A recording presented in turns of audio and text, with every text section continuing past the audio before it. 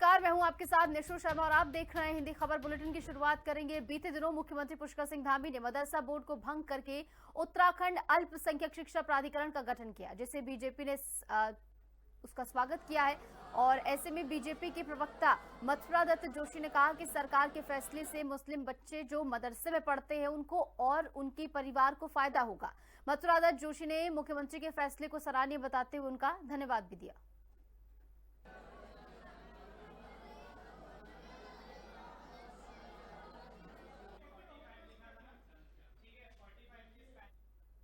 मदरसा board को भंग करके अल्पसंख्यक शिक्षा प्राधिकरण जो बनाया है वो स्वागत योग्य कदम है। उससे निश्चित रूप से अल्पसंख्यक वर्ग के छात्र छात्राओं को अध्ययन करने में और एक गुणवत्तापूर्वक शिक्षा प्राप्त करने में उनको बहुत बड़ा फ़ायदा होगा और वहाँ के अध्यापकों को भी फ़ायदा होगा, वहाँ के विद्यार्थियों को भी फ़ायदा होगा और उस वर्ग के लोगों को भी बड़ा फ़ायदा होगा और शिक्षा का स्तर उठाने में भी उससे फ़ायदा होगा और बहुत ही सराहनीय निर्णय है। सरकार के इस निर्णय का हम स्वागत करते हैं और माननीय मुख्यमंत्री जी को इसके लिए हार्दिक बधाई देते हैं। विधानसभा अध्यक्ष का एक बयान वायरल हो रहा है, जिसमें वो मुख्यमंत्री से कोटद्वार को जिला बनाने की अपील करते नजर आ रहे हैं। साथ ही ये भी कहती नजर आ रहे हैं कि मुख्यमंत्री केंद्र से इसकी अपील करें। तो वहीं इस बयान पर हरक सिंह ने रितु खंडूरी पर तंज कसते हुए कहा कि रितु खंडूरी को उनसे क्लास लेनी चाहिए, क्योंकि जिला बनाने का अधिकार राज्य सरकार को भी है, जिस पर रितु खंडूरी आग बबूला हुई। इस पर अब बीजेपी विधायक का बयान सामने आया है। उन्होंने हरक के बयान का समर्थन किया है, लेकिन ये भी कहा है कि हरक सिंह ज्यादा बोल गए। जैसे वो कह रहे साहब कि जिला बनाने का अधिकार जो है केंद्र सरकार से, केंद्र का वो छोटी बहन को सीखने की जरूरत है ना। विधायक होगी, विधानसभा अध्यक्ष होगी, इसका तो प्रोटोकॉल तो बढ़ जाएगा विधानसभा अध्यक्ष बन के। धामी का प्रोटोकॉल तो बढ़ गया, मुख्यमंत्री बनेगा, लेकिन सीखना तो पड़ेगा ही ना, सीखना तो पड़ेगा ही। जब मैं पहली बार मैं भी मंत्री बना था, मुझे खुद नहीं पता था कि कौन सी फाइल पे कौन सेक्रेटरी तक जाएगी, कौन मुख्यमंत्री तक जाएगी, कौन मंत्री तक जाएगी, किसके अनुमोदन से अधिकार हो जाएगा। तो अब मैं इसलिए कह रहा हूं कि जिला बनाने का अधिकार 100% प्रदेश सरकार को है। तहसील बनाने का अधिकार 100% प्रदेश सरकार को है। विकास खंड बनाने का अधिकार प्रदेश सरकार की सिफारिश पर। मैंने जैसे जिले बनाए, बागेश्वर जिला बनाया, एक झटके में जियो निकल गया, जियो बन गया, बागेश्वर बन गया, रुद्रप्रयाग बन गया, चंपावत बन गया। थोड़ा ज्यादा बोल गए, बात तो ठीक कही उन्होंने कि जो पूरा जिला बनाने का जो विषय है वो प्रदेश सरकार का विषय है, वहाँ तक वो ठीक है, लेकिन वो कुछ ज्यादा बोल गए। प्रदेश की वो हमारे विधानसभा के अध्यक्ष हैं, वो ठीक है, उनकी भी छोटी बहन है, मेरी भी छोटी बहन है, हमारे परिवार की लड़की है, लेकिन वो विधानसभा की सम्मानित अध्यक्षा भी है। तो उनके ऊपर कोई टिप्पणी करने से पहले हमको बचना चाहिए, क्योंकि एक विधायिका की वो आप कहिए गार्जियन है, वहाँ पर अध्यक्ष हैं, तो हमको थोड़ा सा इस तरह के टिप्पणियाँ करने से बचना चाहिए। ऐसा मेरा सुझाव है, मेरे मित्र हैं और मैं समझता हूँ इस बात को मानेंगे भी। देहरादून के चंद्रबनी स्थित कैफे में माही पर हुए हमले में नया मोड़ आया है। युवती ने वीडियो जारी कर बताया कि उसे चापड़ से नहीं बल्कि कच्छी से मारा गया था। वो दोस्तों के साथ जन्मदिन मनाने गई थी, जहां शराब पीकर झगड़े कर रहे युवकों ने उन पर हमला कर दिया। पुलिस के मुताबिक मेडिकल रिपोर्ट में धारदार हथियार से चोट नहीं पाई गई और युवती नशे में थी। आयुष रावत और अन्य के खिलाफ मुकदमा दर्ज हुआ है। मेरा नाम माही जेठे है। मैं आप सबसे ये कहना चाहती हूँ, मुझको लेकर के शहर में जो भी अफवाहें चल रही हैं, ऐसा कुछ भी नहीं है, ये सब गलत है। मैं बस उस फियोनिक्स कैफे में अपने दोस्तों के साथ बैठने गई थी। वहाँ 2 जनों का विवाद चल रहा था, जिसमें आपसी झगड़े के चक्कर में दूसरे पक्ष के एक लड़के ने मेरे सर पे गलती से मारा। ऐसा कुछ भी नहीं था, मेरे कोई चापड़ चुपड़ कुछ नहीं लगा है। वो एक करची थी जो उस दूसरे के चक्कर में मेरे उसमें लग गई, जिसकी वजह से मेरे सर पे 6 से 7 टाँके भी आए हैं। मेरी हाथ जोड़ के सबसे विनती है कि ऐसा कुछ भी नहीं है, इन अफवाहों पे बिल्कुल विश्वास ना करें। और इस बीच देहरादून से एक बड़ी खबर आपको बता दें, ठगी करने वाला शख्स गिरफ्तार किया गया है। विदेश भेजने के नाम पर वो ठगी करता था बताया जा रहा है। उपेंद्र ने फिनलैंड में नौकरी का झांसा दिया बताया गया है। फर्जी वीजा और कॉन्ट्रैक्ट लेटर तैयार किए गए पीड़ितों से 1 करोड़ 20 लाख रुपए यहां पर वसूले गए। मामले में कई धाराओं में मुकदमा दर्ज हुआ है। पुलिस की ओर से इस पूरे मामले में जांच पड़ताल जारी है, जहां पर कार्रवाई इस पूरे मामले में की जा रही है और एक बड़े फर्जीवाड़े का खुलासा यहां पर पुलिस की ओर से किया गया। पीड़ितों से करीब 1 करोड़ 20 लाख रुपए यहां पर वसूले गए।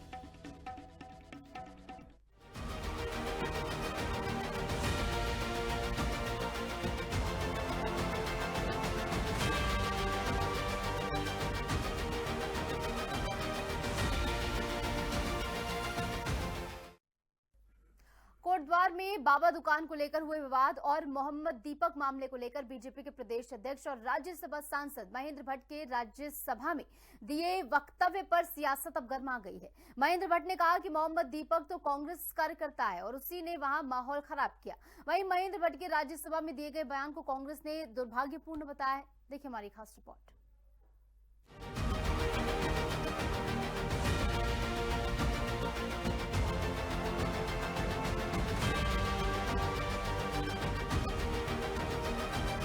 कोटद्वार विवाद पर राज्यसभा में बोले भट्ट, सरकार बीजेपी पर और हमलावर विपक्ष। महेंद्र भट्ट बोले विवाद के लिए दीपक जिम्मेदार, कांग्रेस का बीजेपी प्रदेश अध्यक्ष पर तीखा पलटवार। कोटद्वार में 26 जनवरी को पटेल मार्ग निवासी वकील अहमद की बाबा स्कूल ड्रेस नाम की दुकान पर कुछ युवक खुद को बजरंग दल का सदस्य बताते हुए घुस गए। युवकों ने वकील अहमद को दुकान का नाम बदलने के लिए धमकाया, जिस पर पास ही के एक जिम संचालक दीपक से हिंदुवादी संगठन के कार्यकर्ताओं की तीखी बहस हुई। विवाद के दौरान वकील अहमद के समर्थन में आए दीपक ने अपना नाम मोहम्मद दीपक बताया। इस विवाद को लेकर उत्तराखंड के साथ ही देश की सियासत भी गर्मा गई। इस मामले में माहौल बिगाड़ने के आरोप में हिंदुवादी संगठनों के कार्यकर्ताओं के साथ ही दीपक कुमार के खिलाफ भी मुकदमा दर्ज किया गया। वहीं मोहम्मद दीपक मामले को लेकर बीजेपी के प्रदेश अध्यक्ष और राज्यसभा सांसद महेंद्र भट्ट के राज्यसभा में दिए वक्तव्य पर सियासत गर्मा गई है। महेंद्र भट्ट ने कहा है कि मोहम्मद दीपक तो कांग्रेस कार्यकर्ता हैं और उसी ने वहां का माहौल खराब किया। महेंद्र भट्ट ने कहा कि राज्य में बीजेपी की सरकार देवत्व का माहौल बनाने के लिए काम कर रही है और उन्हें किसी वर्ग से समस्या नहीं है, लेकिन नाम बदलकर जो बहन बेटियों के साथ किया जा रहा है उस पर आपत्ति है। वहीं महेंद्र भट्ट के बयान पर कांग्रेस का कहना है कि बीजेपी के प्रदेश अध्यक्ष राज्य में अराजकता, गुंडागर्दी को सही ठहरा रहे हैं, जो दुर्भाग्यपूर्ण है। कांग्रेस ने कहा कि महेंद्र भट्ट को तो उत्तराखंड का नाम खराब करने के लिए माफी मांगनी चाहिए। उन्होंने कोटद्वार की घटना का उल्लेख किया, वहां पर मोहम्मद दीपक का उन्होंने चर्चा की है। महोदय, हम किसी धार्मिक रूप से किसी पक्ष के विरोधी नहीं है। मेरी राज्य सरकार ने स्पष्ट कहा है कि प्रदेश के अंदर हम एक देवतुल्य माहौल बनाए रखना चाहते हैं। प्रश्न इस बात का नहीं कि मोहम्मद दीपक नाम रखा गया है या बाबा स्वीट शॉप के नाम से, बाबा के नाम से दुकान चल रही है। प्रश्न यह है, नाम बदलकर जब वहां पर इस प्रकार के कार्य होते हैं, बहनों के साथ छल होता है, तो निश्चित रूप से शंका प्रकट होती है। उस आधार पर जब बातें होती हैं तो ये मोहम्मद दीपक तो कांग्रेस के कार्यकर्ता निकले और इन्होंने ही सारे माहौल को खराब करने का वहां पर काम किया है। महोदय, मैं चर्चा कर रहा था सिंचाई परियोजनाओं का, कृषि विकास में किसानों की आय बढ़ने की दिशा में आज कठोर प्रयास हुए हैं। महेंद्र भट्ट जी संसद के अंदर क्षमा मांगने की जगह वो ऐसी बातें कर रहे हैं जो धार्मिक उन्माद को फैलाती हैं। कोटद्वार की जनता से उन्हें माफी मांगनी चाहिए कि कोटद्वार में जिस प्रकार से माहौल खराब करने का प्रयास किया, जिस प्रकार से भाजपा के गुंडों ने वहां पहुंचकर माहौल खराब किया, उसके लिए भी उन्हें क्षमा मांगनी चाहिए। और निश्चित रूप से महेंद्र भट्ट जी की पार्टी के लोग जो हैं तमाम यौन अपराधों से जुड़े हैं, महिला अपराधों से जुड़े हैं, बलात्कारों से जुड़े हैं। ऐसे पार्टी के अध्यक्ष को संसद के अंदर देश की जनता से क्षमा मांगनी चाहिए कि उनकी वजह से उत्तराखंड का माहौल खराब हो रहा है। कोटद्वार विवाद की गूंज पूरे देश में सुनाई दी है। कांग्रेस समेत तमाम विपक्षी दल दीपक के स्टैंड को नफरत फैलाने वालों के मुंह पर तमाचा बता रहे हैं, तो वहीं बीजेपी के प्रदेश अध्यक्ष और राज्यसभा सांसद ने इस पर प्रदेश सरकार और बीजेपी का पक्ष रखने की कोशिश की है। ये बात अलग है कि इस चक्कर में विपक्ष को सरकार और बीजेपी पर हमला करने का एक और मौका मिल गया है। देहरादून से संवाददाता शुभांगी भट्ट के साथ ब्यूरो रिपोर्ट, हिंदी खबर।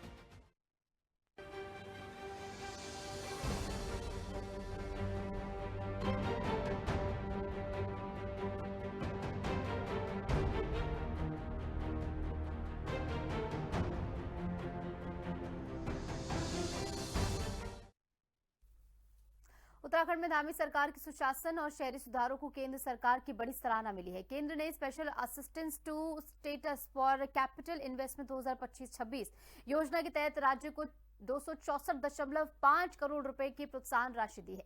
ये राशि शहरी विकास, आवास सुधार, GIS आधारित मैपिंग, नगर निकायों की आय बढ़ाने, टाउन प्लानिंग और लैंड पुलिंग, पुराने शहरों के पुनरुद्धार और ग्रीन बिल्डिंग मानकों को लागू करने के में खर्च होगी। और मुख्यमंत्री पुष्कर सिंह धामी ने इसके लिए केंद्र का आभार भी व्यक्त किया, जबकि कांग्रेस ने इस पर तंज कसते हुए सरकार पर सवाल खड़े किए हैं। देखिए हमारी एक खास रिपोर्ट। उत्तराखंड में केंद्र सरकार की मदद पर सियासी तकरार। धामी ने जताया केंद्र का आभार, कांग्रेस ने किया वार। केंद्र से मिली 264.5 करोड़ रुपए की प्रोत्साहन राशि। कांग्रेस ने किया कटाक्ष, अभी तो बहुत कुछ है बाकी। उत्तराखंड में धामी सरकार के सुशासन और सुधारों को एक बार फिर केंद्र सरकार की ओर से बड़ी सराहना मिली है। मुख्यमंत्री पुष्कर सिंह धामी के नेतृत्व में शहरी विकास और आवास विभाग में किए गए सुधारों से प्रभावित होकर केंद्र सरकार ने राज्य को 264.5 करोड़ रुपए की प्रोत्साहन राशि स्वीकृत की है। दावा किया जा रहा है कि ये राशि शहरी बुनियाद ढांचे को मजबूत करने और आवास से जुड़े सुधारों को आगे बढ़ाने में अहम भूमिका निभाएगी। हालांकि कांग्रेस इस दावे पर तंज कस रही है। मुख्यमंत्री पुष्कर सिंह धामी के नेतृत्व में शहरी विकास और आवास विभाग द्वारा विभिन्न सुधारों के लिए केंद्र सरकार द्वारा 264 करोड़ की प्रोत्साहन राशि जारी की गई है, जिसके लिए मुख्यमंत्री ने केंद्रीय नेतृत्व का आभार व्यक्त किया है। तो वहीं दूसरी ओर कांग्रेस इस पर प्रहार करती नजर आ रही है। गौरतलब है कि केंद्रीय आवास एवं शहरी कार्य मंत्रालय ने राज्यों को शहरी विकास और आवास से जुड़े कई जरूरी सुधार लागू करने के निर्देश दिए थे। इन्हीं निर्देशों के अनुपालन में उत्तराखंड सरकार के किए गए सुधारों के आधार पर केंद्र ने special assistant to states for capital investment 2025-26 योजना के अंतर्गत ये राशि मंजूर की है। इसका मकसद राज्यों को विकास कार्यों के लिए प्रोत्साहित करना और सुधारों को तेजी से लागू करना है। उत्तराखंड को मिली इस सौगात को लेकर मुख्यमंत्री पुष्कर सिंह धामी ने केंद्र सरकार का आभार जताया है।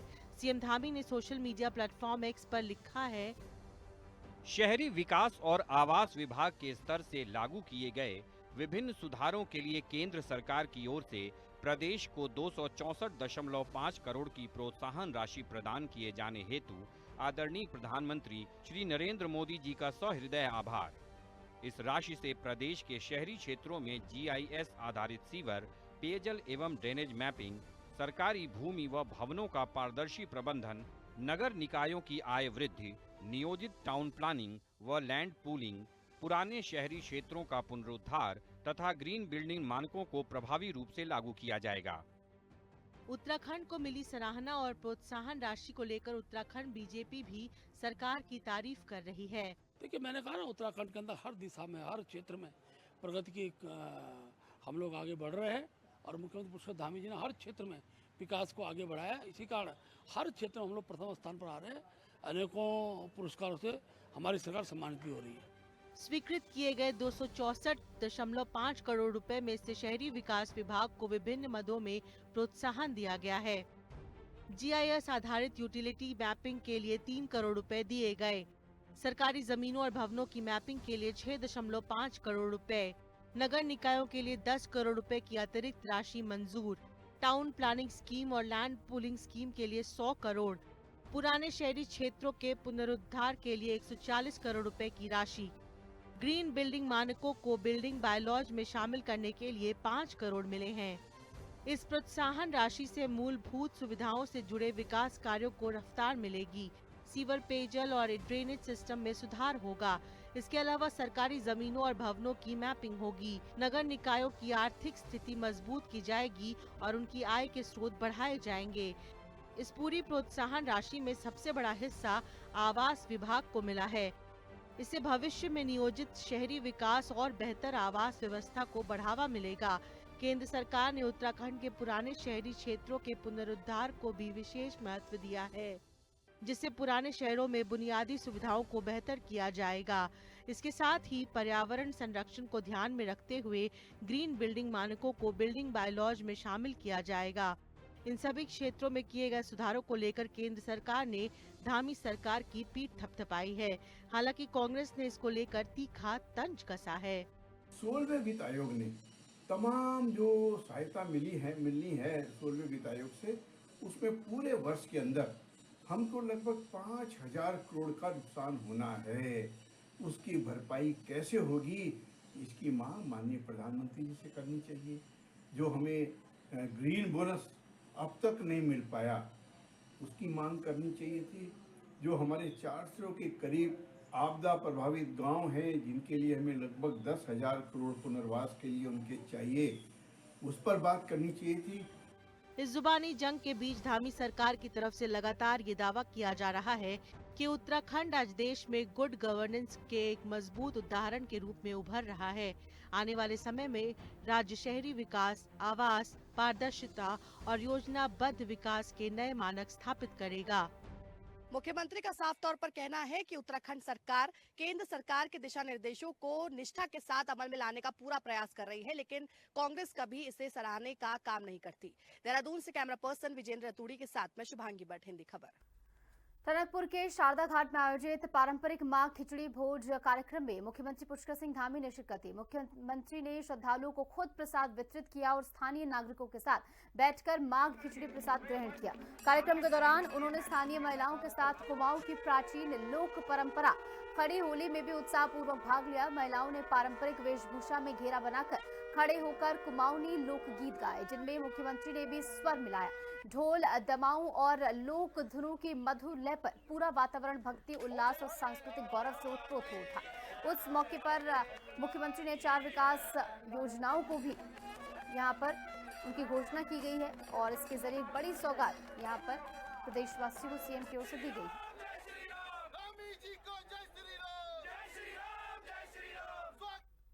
आज चंपावत जनपद के लगभग 320 करोड़ के आसपास की योजनाओं का लोकार्पण और शिलान्यास हुआ है। वहीं इस पूरे क्षेत्र के लिए मां शारदा के इस तट पर मां पूर्णागिरी के धाम टनकपुर में शारदा जो रिवर फ्रंट बनाया जा रहा है, शारदा घाट का पुनर्विकास की योजना यहाँ पर प्रारंभ की गई है। ये योजना बहुत महत्वपूर्ण योजना है और इस योजना के बन जाने से इस संपूर्ण क्षेत्र का, जो कि लगभग 200 किलोमीटर की परिधि के आसपास का क्षेत्र पूरी तरह से विकसित होगा। इस क्षेत्र में अनेक प्रकार की समृद्धियां आगे बढ़ेंगी, यहाँ का विकास आगे बढ़ेगा। नौजवान युवाओं को, महिलाओं को, स्थानीय व्यापारियों को रोजगार मिलेगा, स्थानीय आजीविका बढ़ेगी। मुख्यमंत्री पुष्कर सिंह धामी खटीमा में बिरिया मझौला ग्रामीण क्रिकेट टूर्नामेंट के समापन कार्यक्रम के मुख्य अतिथि के तौर पर पहुंचे, जहां पर इस दौरान मुख्यमंत्री ने क्रिकेट पिच पर जाकर चौके छक्के भी लगाए। मुख्यमंत्री पुष्कर सिंह धामी का यह अंदाज युवाओं को खूब भाया। इस दौरान मुख्यमंत्री ने सरकार की योजनाओं के बारे में जनता को जानकारी दी। मुख्यमंत्री धामी ने कहा कि युवाओं को खेलों के प्रति प्रोत्साहन देने के लिए सरकार के द्वारा विभिन्न योजनाएं चलाई जा रही हैं।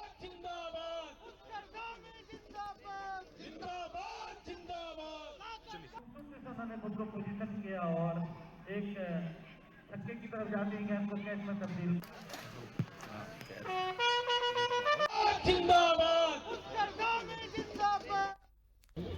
युवाओं के अंदर बहुत प्रतिभाएं हैं, बहुत अच्छे खिलाड़ी हैं।